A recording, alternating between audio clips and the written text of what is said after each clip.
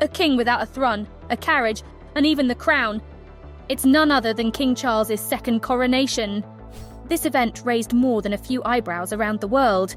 Let's uncover all the mystery around the Scottish coronation ceremony. This past week, King Charles descended upon Scotland for a series of coronation celebrations. With official visits under his belt and waves of adoring Scots, his presence was strongly felt. At his side, Queen Camilla and Princess Anne made their mark, hosting a grand event at their local residence, the Palace of Holyroodhouse. Yet the main spectacle was yet to come, the Scottish coronation. Why a second coronation, you ask? Wasn't the first enough?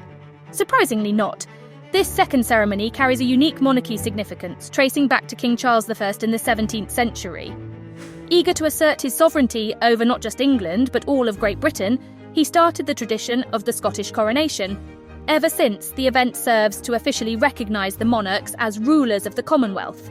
So before yesterday, King Charles III wasn't technically the king of all British territories, and he celebrated this momentous event in a big way. The festivities kicked off by the historic Palace of Holyroodhouse. A lively music band echoed traditional Scottish tunes down the streets. Over 700 members from the Royal Navy, British Army and Royal Air Force marched down the Royal Mile. This definitely added an extra touch of glory to the event. Next, King Charles and Queen Camilla began their royal procession along Edinburgh's famed Royal Mile.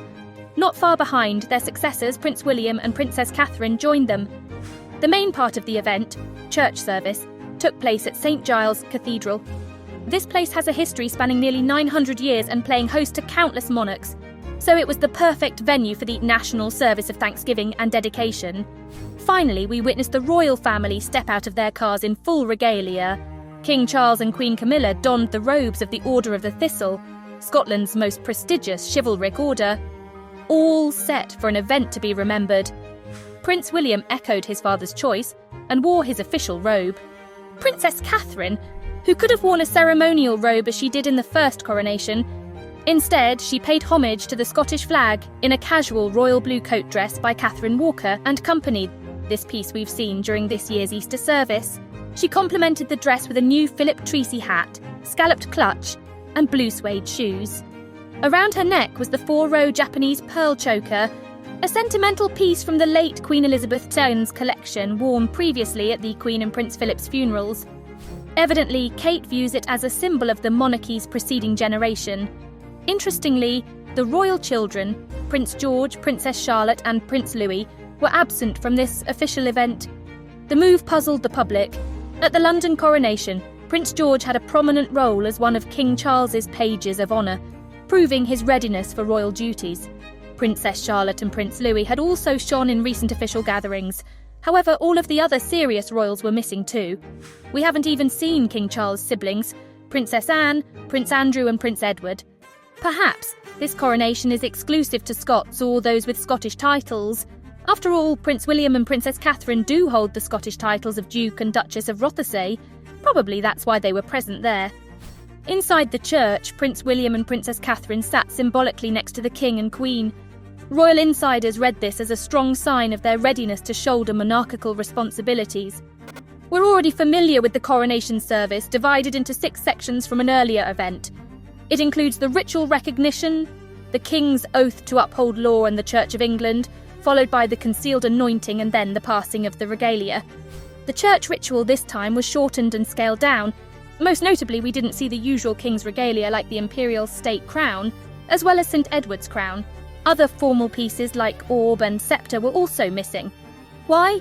Scotland has its own crown jewels, transported under secure military and police escort ahead of the ceremony. The spotlight was on the Crown of Scotland, the oldest surviving crown jewels in the British Isles. This 16th century solid gold piece, adorned with large pearls and other gems, has been in possession of various monarchs.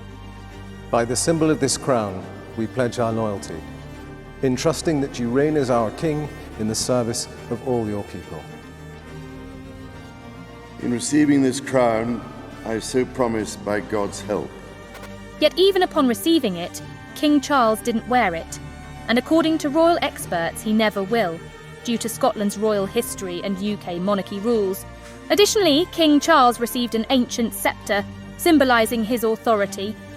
In the ceremony, the Stone of Scone, or the Stone of Destiny, occupied a place of honour, It has been used in the coronation of Scottish kings for centuries.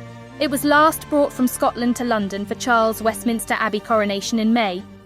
Charles's coronation had a new element. Typically, monarchs received the Sword of State, a gift from Pope Julius II from the 16th century.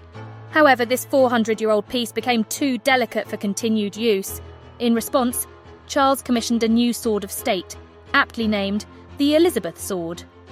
In receiving this sword, I so promise by God's help. Interestingly, when Queen Elizabeth II was crowned in Scotland, some locals were let down by her attire. The Queen wore day clothes rather than ceremonial robes, and didn't bring the traditional gold silk coat typically present at the main coronation. And despite the controversy, the current King and Queen followed their predecessors' example. Even without the official robe, the second coronation still carried a grand aura. The church service ran for about an hour, concluding with the King and Queen's exit from St Giles' Cathedral, starting their official procession to Edinburgh Castle. As with any royal event, a gun salute followed the end of the service. It was smaller this time though, with only 21 shots. But what's a royal celebration without an RAF flypast? Marking the end of the Scottish coronation's official segment, the Royal Air Force graced the sky with the national colours: red, blue and white. Usually during that ritual, the royal family greet the fans from the palace balcony.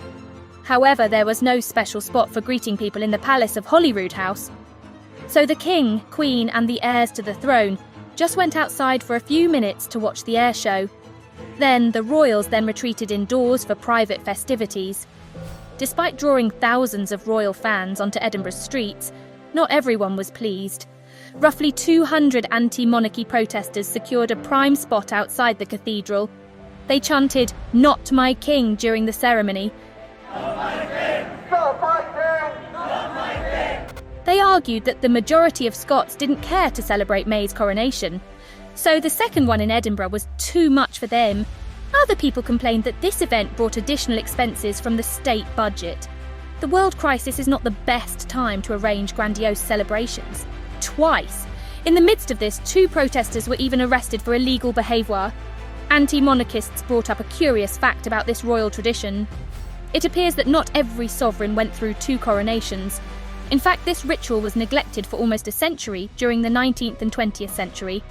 So King Charles's grandfather, George VI, and several monarchs before him, didn't have second coronations.